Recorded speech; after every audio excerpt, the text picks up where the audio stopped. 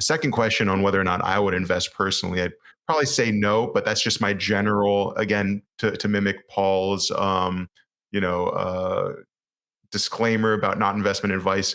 I just am not really hot on the market right now in general, and I'm probably going to wait another 6 months or so before I reevaluate where things are. And well, also buying a house, so there's a lot of personal things on why I wouldn't buy FaZe Clan. But I just don't think that I still don't think it's worth 500. I think it's probably worth closer to 4.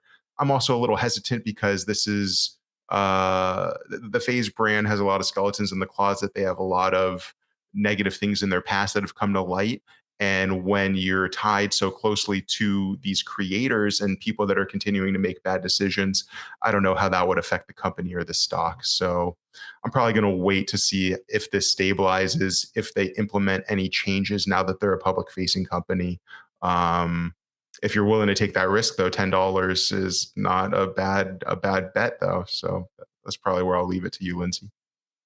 Lindsay, I'm curious to get your take, but I would love for you to add, if you can, your thoughts on how CNBC described FaZe. Like, for those who don't know, Lindsay had a very successful career in communications before she did anything in gaming and esports. So I'm curious, like the way they phrased it in that first sentence, what you think of that.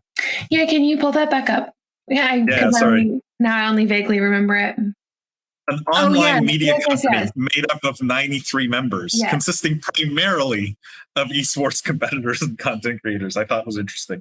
Well, and even the headline stands out as the creator economy and Gen Z. And I definitely think that they're going for a certain angle here and telling a certain story that's much more attractive to potential investors.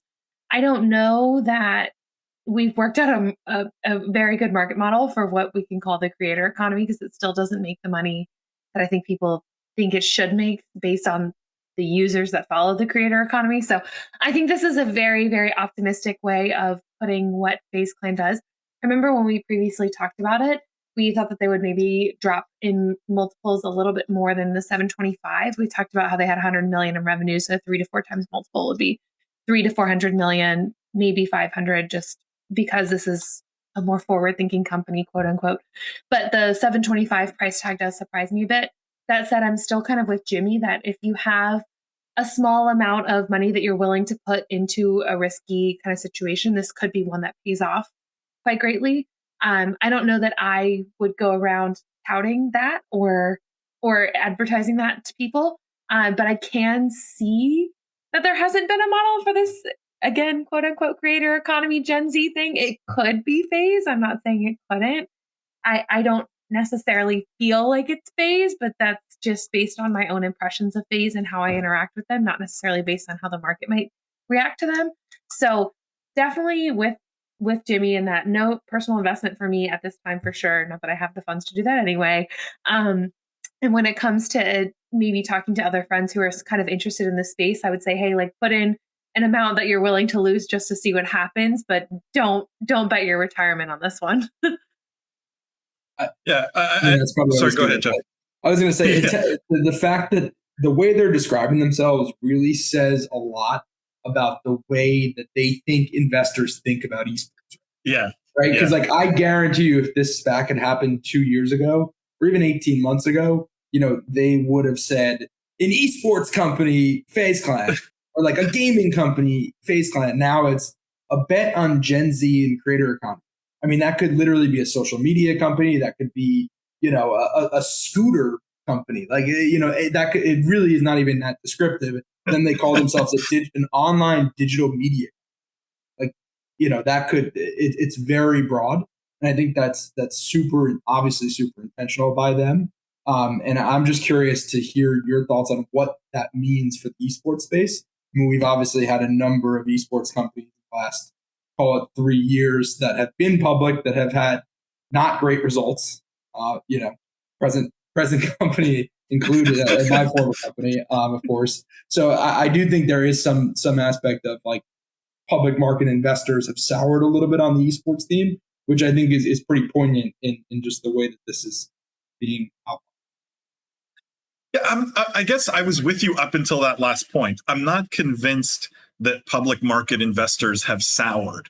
I just think it's a bigger hill to climb to convince people, because I think it's always been a big hill to climb, that esports is a legitimate thing, that even gaming's a legitimate thing, right? You're talking about a room of people, when we're talking about real, like, traditional public market kind of investors, and I don't mean mom and pop like retail, I mean like big institutional. It's a big hill to climb to convince them of anything new, right? Anything even remotely new. And so, I was with you up until that last point, Jeff, where I think this is not so much about souring on esports. This is more about smart twisting of words to make it more palatable to the big institutions.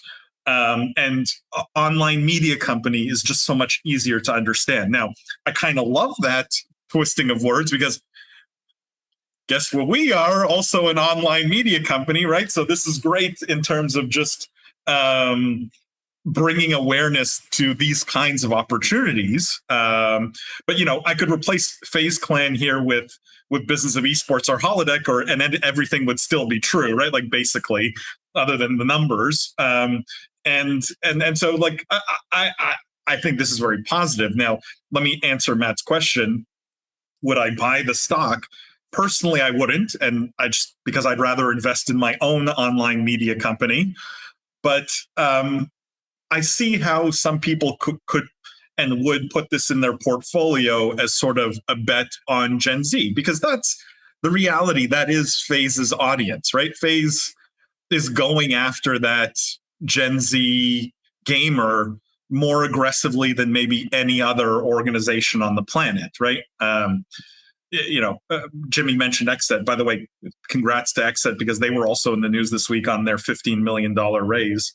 But, like, even other cool esports orgs, I think, aren't as laser focused as FaZe on that, like, real, Gen Z YouTuber or YouTube aficionado kind of audience. So, I'm personally wouldn't invest, but I could see how people would put this in their portfolio. I always worry with FaZe about the skeletons in the closet, right? That to me is always the big question mark, and that's not priced into the deal. Whether it's just not priced in. I don't think anyone can price that in, because no one really knows. Adam here says, they're like $1 higher than Under Armour right now as far as hoodie companies go. I don't think those are the comps that FaZe used, but it is a good point, Adam. Chris says, I've been refreshing my CNBC page for 3 hours now and nearly forgot to visit the Business of Esports. Happy FaZe Day. Chris, I'm glad you remembered. It wouldn't be a live show without you. We need you in here, because I'm curious to get your thoughts. And I would love to know who in our chat has either bought the stock or plans on buying it, or maybe you shorted the stock. Like, I'm curious what everyone has done with FaZe. People who are listening or watching this, I'd love to know. I'm curious, just even if it's a small sample size, maybe we can extrapolate. Like, how many of you bought the stock or shorted the stock, or did something with the stock in some way today?